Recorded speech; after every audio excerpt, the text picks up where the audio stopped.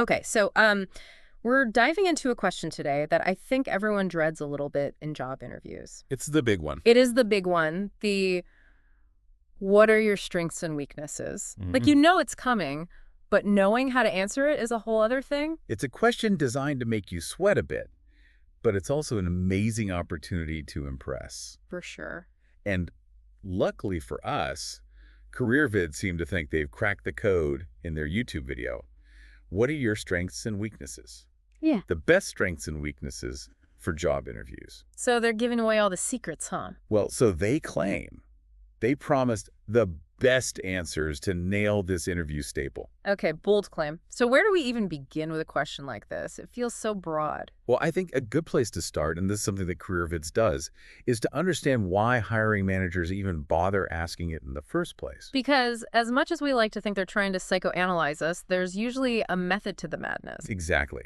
So the first reason, according to CareerVids, is all about determining your ROI.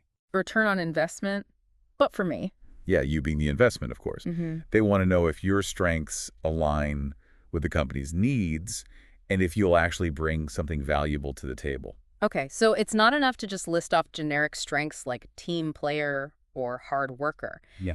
Gotta connect those dots between what you're good at and how it benefits the company. Precisely. It's about showcasing the value you bring.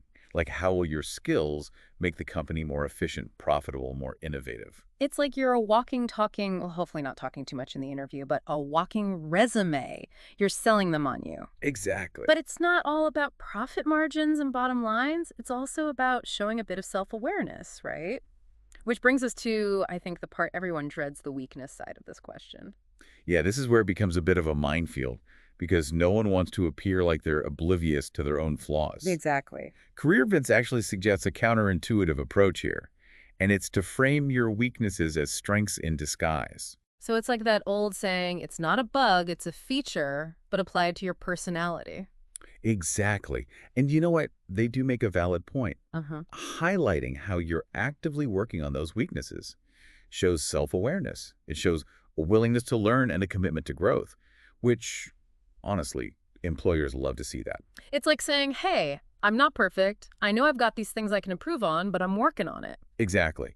It suggests that you're not afraid of a little constructive criticism and you're always trying to better yourself. Which is what you want, right? Someone who's always trying to improve. But I'm really curious about these strengths in disguise. Let's dive into those so-called major strengths that CareerVids recommends highlighting, because this is where I think their approach gets, a little formulaic, right? Mhm. So let's unpack them. First up, we have adaptability. And they really seem to emphasize, the ability to turn their hand to most things and, be flexible in ever-changing work environments. Yeah, it's no surprise that adaptability is so highly sought after, especially these days. Things are changing so fast. Employers need people who can roll with the punches. Embrace the chaos. Exactly. Adapt to different situations without missing a beat. So ditch the rigidity and just embrace going with the flow. Exactly. Got it. What's next on our list of CareerVids approved strength? All right, so next up on their list is the goal setter. Ooh, I like this one already. Right. This one focuses on always having goals and finding ways to help the business grow. So it's about being ambitious, but also aligning your ambition with the company's objectives. Exactly. It's showing them that you're not just there to punch in and punch out. You're there to make a real impact. Mm-hmm. And you know how we were talking about adaptability? Mm-hmm. They tie that directly to their next strength, which is embracing change. Makes sense. I mean, what good is being adaptable if you're not willing to change? Exactly. And they use phrases like tries new initiatives and being able to, meet the needs of its customers. It's about showing that you're not stuck in your ways. Yeah, you can evolve with the times. Exactly. Keep up with the trends. No one wants to be a dinosaur. Okay, but let's talk about a strength that I think it's easy to say you are, but to actually embody being open to feedback. Oh, this is a big one. CareerVids really drove this point home. They had a whole bit about a top-performing employee who attributed their success to always being open to feedback, like actively seeking it out and then acting on it. Yeah, it's one thing to say you're open to feedback, but to actually be receptive when it's not always positive, that's tough. It takes a certain level of maturity, but it shows that you're willing to grow. And companies value that. They want someone who can learn from their mistakes and continuously improve. Yeah, no one's perfect. Exactly. We all make mistakes. And you want to show them that you're open to hearing about those mistakes so you can improve. Exactly. So, moving on to teamwork. Yes, because teamwork makes the dream work, right? It does. And this is their next strength on the list, being a collaborator. Okay, so CareerVids specifically uses phrases like fits into a team quickly and, puts the team's needs above their own. Yeah, it's all about showing that you can play nice with others. Share your toys. Exactly. But also be a valuable member of that team. Contribute to a positive dynamic. Because at the end of the day, you're all working towards the same goal. Exactly. But sometimes you need someone who can, take charge a little bit, right? Yes. And that brings us to taking the lead. Okay. So CareerVids talks about how important it is to show initiative and a willingness to, step up to a challenge. So even if you're not applying for a management position, you still want to show those leadership qualities. Absolutely. Got it. Okay, so we've got all these strengths, but what's the thing that really underpins all of them? Ooh, that's a good question. I'm going to guess Go for it. trustworthiness. Bingo. They really stress how important it is to be reliable, meet deadlines, maintain a professional demeanor. To be someone people can count on. Exactly. And they even use phrases like, do a job on time, won't have to be reminded, and never be disrespectful. Like, these are basic things, but you'd be surprised. Yeah, treat others how you want to be treated. Golden rule. Exactly. Professionalism, all of that. Mm-hmm. Okay, so we've covered a lot of ground here with these magic strengths. It's like they've painted a picture of the perfect candidate. Right. But now I'm curious about how we navigate the other side of the coin, the weaknesses. Because let's be honest, everyone has them. This is where it gets really interesting. Right, because we all have weaknesses. It's just how do you talk about them in a way that isn't going to make the interviewer, run for the hills? Right, and this is where CareerVids takes a, well, some might say unorthodox approach. Oh, boy. They say to actually reframe those weaknesses as strengths. Oh, spin it. Okay. Exactly. Put a positive spin on them. And they actually give 7 examples of these, quote, weaknesses and how you can reframe them. Well, now you've got to tell me. Don't leave me hanging. I'm dying to know what these weaknesses in disguise are. All right, so we're back, and we're tackling those so-called weaknesses. You know, the ones that CareerVids promises we can actually spin into strengths. Yeah, it's all about framing, really. Mhm. Turning a potential negative into an opportunity for growth. At least that's what they say. Okay, so what's first on their list of reframed flaws? They start with impatience, which, let's face it, can be a bit of a double-edged sword in the workplace. Yeah, I can definitely see how that could go either way. Right. But their spin is that impatient people often get more done because they're so driven. So it's like that whole work smarter, not harder, but with a side of, I need it done yesterday. Exactly. As long as you're not, steamrolling over your coworkers in the process. Right, exactly. Got to find that balance. What else do they have? Okay, this one might resonate with a lot of people. Presentation skills. Or should I say lack thereof. Ooh, yeah, public speaking, not everyone's cup of tea. Exactly. But CareerVids actually says this weakness isn't really a deal breaker for most jobs. Well, thank goodness. Right. I mean, good communication is important, but not every role requires you to be a master orator. Exactly. And if you do decide to use this one, they say to acknowledge your comfort zone, be honest about it, but also emphasize your willingness to improve, especially if presentations might be a part of the job, even occasionally. So it's about showing that you're not afraid to step outside your comfort zone when you need to. Exactly.